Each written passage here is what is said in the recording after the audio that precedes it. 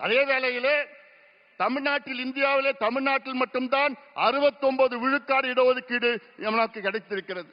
அதற்கு அந்த 69 விழுக்காடு இடஒதுக்கீட்டை பாதுகாத்தவர் ஒரே ஒரு நபர் தான், முன்னாள் முதலமைச்சர் புரட்சி தலைவி செல்வி ஜெயலலிதா அம்மையார் அவர்கள் தான்.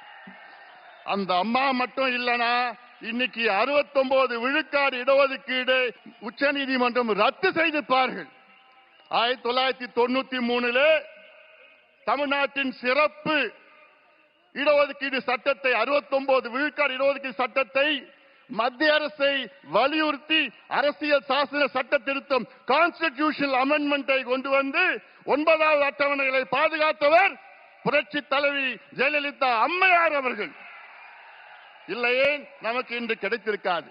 இறுதியாக நான் சொல்கின்றேன், நம்முடைய பாரத பிரதமர் நரேந்திர மோடிஜி அவர்களை மீண்டும் பாராட்டுகின்றேன். காரணம், நீர் மேலாண்மைக்கு முக்கியத்துவம் கொடுக்கின்றவர். அவருடைய குஜராத்தில் அவர் முதலமைச்சராக இருந்த நேரத்திலே அந்த குஜராத்திலே சௌராஷ்டிரா என்ற பகுதி இருக்கிறது.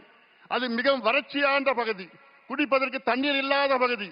அந்த பகுதிக்கு அப்பொழுது ஒரு திட்டத்தை வகுத்து 12,000 கோடி ரூபாய் ஒதுக்கீடு செய்து அங்கே அந்த திட்டம் சௌராஷ்டிரா நர்மதா நீர் திட்டம் என்று அறிவித்து அந்த திட்டத்தை, அந்த நீரை அந்த பகுதிக்கு கொண்டு சென்று இன்றைக்கு 11 மாவட்டங்கள் வளம் செழிக்க அந்த மாவட்டங்களை மாற்றி அமைச்சிருக்கின்றார் நம்முடைய நரேந்திர மோடிஜி அவர்கள். 10 லட்சம் ஏக்கர் அங்கே கூடுதலாக அங்கே விவசாயம் செய்து கொண்டிருக்கின்றார்கள் குஜராத்திலே. அப்படிப்பட்ட புரட்சி செய்திருக்கின்றார் நம்முடைய பாரத பிரதமர் நரேந்திர மோடிஜி அவர்கள்.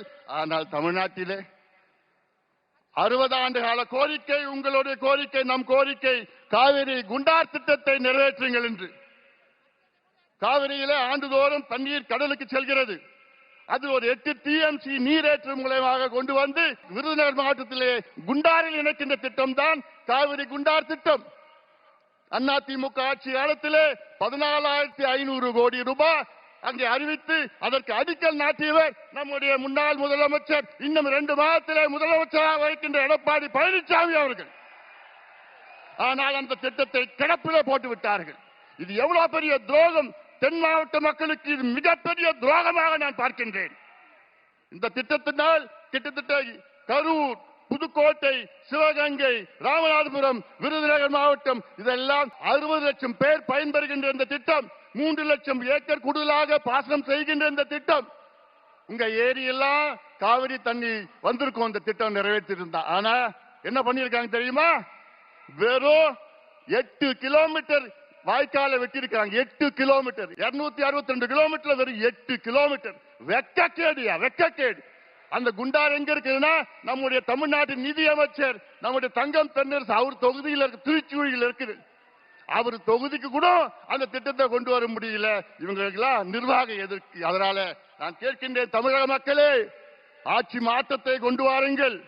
மத்தியிலும் மாநிலம் இணக்கமான ஒரு சூழலை உருவாக்க வேண்டும். அதற்கு நம்முடைய எடப்பாடி பழனிசாமி அவர்கள் தமிழ்நாட்டின் முதலமைச்சராக நீங்கள் கொண்டு வர வேண்டும். வெற்றி பெற வேண்டும். எங்கள் கூட்டணிக்கு ஆதரவு கொடுங்கள் என்று சொல்லி இந்த கொடுங்கோல் திமுக ஆட்சி, மோசமான ஆட்சி, மக்கள் விரோத ஆட்சியை தூக்கி எறியுங்கள், எங்களுக்கு ஆதரவு கொடுங்கள், எங்கள் கூட்டணிக்கு ஆதரவு கொடுங்கள் என்று உங்களை அன்போடு கேட்டுக்கொண்டு நன்றியோடு அமர்கின்றேன். வணக்கம்.